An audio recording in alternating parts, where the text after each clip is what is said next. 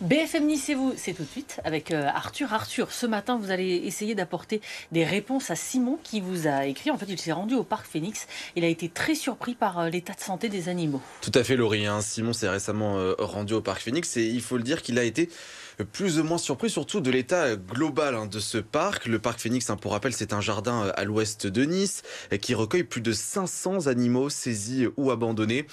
Il faut noter que près de 80% de ces pensionnaires proviennent de saisies de douane, pour information.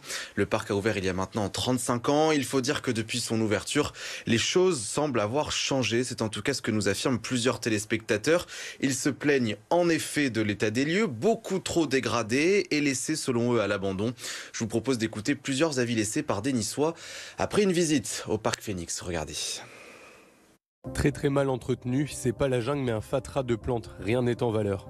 Malheureusement, le parc n'est plus du tout le même endroit qu'avant. Les eaux sont sales aussi bien dans les bassins où vivent les flamants roses que dans ceux des canards et des petites tortues. Cela fait vraiment de la peine de voir les animaux évoluer dans un environnement aussi négligé. 4 carpes mortes, un paon en liberté avec de nombreuses plumes manquantes sur son dos pourchassées par des groupes d'enfants, des tortues sans herbe verte dans leur parc et dans le terrarium un iguane vert devenu jaune très pâle. Que se passe-t-il au parc Phoenix de Nice, autrefois si beau ? Et non, les avis semblent unanimes à ce sujet. Il y a les Niçois qui dénoncent cette situation, mais aussi des associations. Oui, ce qu'il faut savoir dans un premier temps, pour bien remettre dans le contexte, c'est que le parc Phoenix est géré par la ville de Nice. Alors l'association PAZ, Projet Animaux Zoopolis, a récemment adressé un communiqué qui, il faut le dire, ne mâche pas ses mots à l'encontre de la municipalité. L'association de défense des animaux s'inquiète et exige en effet l'obtention d'une série d'informations administratives concernant donc le parc Phoenix. Il souhaite connaître le registre des animaux détenus, le nombre d'animaux décédés, ainsi que le budget du parc. C'est une demande qu'il réalise au niveau national dans plusieurs villes de France juste avant les élections municipales. Cependant, la ville de Nice n'a pour le moment adressé aucun document et c'est la raison pour laquelle ils alertent. Et j'ai pu échanger avec Amandine Sanvicens, c'est la cofondatrice de cette association PAZ. On l'écoute. La mairie de Nice, en fait, ne nous a pas transmis les documents administratifs. C'est la raison pour laquelle, en octobre, il y a quelques jours, nous avons saisi le tribunal administratif pour avoir accès à ces documents. Et à ce jour, nous ne les avons toujours pas. Ce qui est pour nous inacceptable, puisque c'est encore une fois un devoir des administrations de répondre à ces demandes. C'est un droit en France.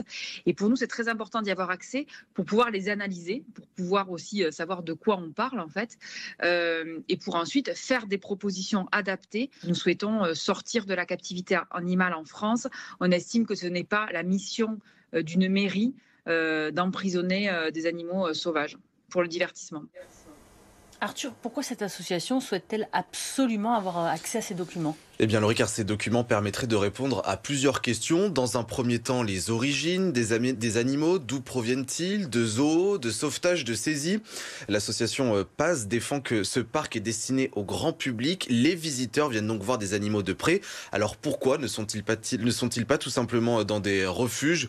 Aujourd'hui, ils alertent aussi sur la problématique de la production des animaux, de la reproduction des animaux en captivité. Bref, vous l'aurez compris, l'association est en attente de réponses aujourd'hui, surtout après les nombreuses alertes reçues sur l'état des animaux, comme celle de notre téléspectateur Simon. L'association souhaite que les choses avancent. Moi, je ne comprends pas pourquoi on a l'une des plus grandes mairies en France qui n'est pas capable de respecter une loi qui dit qu'on peut avoir accès aux documents administratifs. Voilà, et c'est inacceptable en fait. Enfin, je veux dire, en démocratie, c'est essentiel de respecter cela. Et nous, si vous voulez, on est contraint de saisir le tribunal pour avoir ces documents. Et à ce jour, on ne les a toujours pas en fait.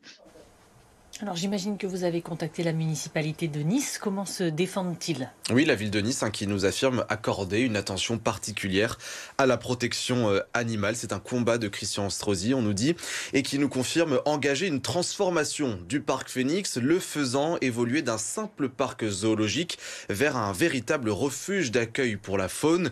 Aujourd'hui, selon la municipalité, je vous le disais en début de cette chronique, 80% des animaux hébergés proviennent de sauvetage. Il s'agirait la plupart du temps d'animaux récupérés en mauvais état ou tout simplement menacés d'euthanasie. Richard Chemla, adjoint au maire délégué à la protection animale, se défend. J'ai pu échanger avec lui, regardez. aucun animal pratiquement n'a été acheté. Ils ont tous été, si vous voulez, récupérés dans des conditions difficiles et malheureusement, on ne peut pas aujourd'hui les libérer. Et c'est pas un zoo, première notion. Deuxièmement, c'est un parc et où ils sont la plupart aussi soit dans des cages qui sont très très grandes. Vous pouvez le vérifier, hein, soit en liberté complète. Et moi, je partage l'avis, je le dis d'ailleurs de plus en plus, hein, je crois que les zoos enfermés ne sont plus à la mode et disparaissent. On a enfin compris, moi je suis partisan, on a enfin compris que si on veut voir un animal, ben, il faut se donner la possibilité de le voir dans son vrai milieu. Alors maintenant qu'on a le son de cloche de la municipalité, on va revenir sur la question de l'association. Pourquoi est-ce qu'ils n'ont pas envoyé les documents demandés, la municipalité? Alors Laurie, pas de réponse claire à ce sujet de la part de la ville, mais figurez-vous qu'après mon échange avec Richard Chemla, délégué à la protection animale, les choses semblent avancer. Pour rappel, l'association Paz avait déclenché une demande auprès du tribunal pour obtenir ces informations et ces documents précieux. Eh bien, c'est une exclue BFM Nice et vous ce matin. La ville nous annonce que ces papiers seront envoyés dans la semaine. Regardez. Cette semaine, les documents vont être envoyés à l'association. Ce que je trouve par contre dommage, vous savez combien je suis disponible, c'est l'association aurait pu le contacter directement, l'adjoint à la protection animale, nous serions même allés faire une visite ensemble, pour vous dire. Ça, c'est le point, donc, sur le fonctionnement. Deuxièmement, nous attachons une grande importance à la vie et à la protection des animaux qui sont présents. On a un vétérinaire qui est sur place, on a une équipe de 4 soigneurs, mais je ne pense pas qu'il y a au contraire de maltraitance, il y a au contraire une récupération, une protection de ces animaux. Je connais les vétérinaires, je connais les soigneurs, ils ont une passion, si vous voulez, pour ces animaux.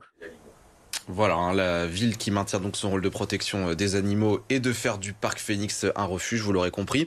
Pour information, Richard Chemla m'a proposé de nous recevoir sur place pour faire une visite du parc et dresser de nous-mêmes un état des lieux. Et de son côté, l'association Paz nous tiendra informés du bilan après avoir pu décrypter les documents qui seront donc fournis par la ville de Nice, vous l'avez compris. Voilà, information intéressante et que vous révélez ce matin donc dans BFM Nice et vous. Ces documents seront bien envoyés à l'association. Merci beaucoup Arthur.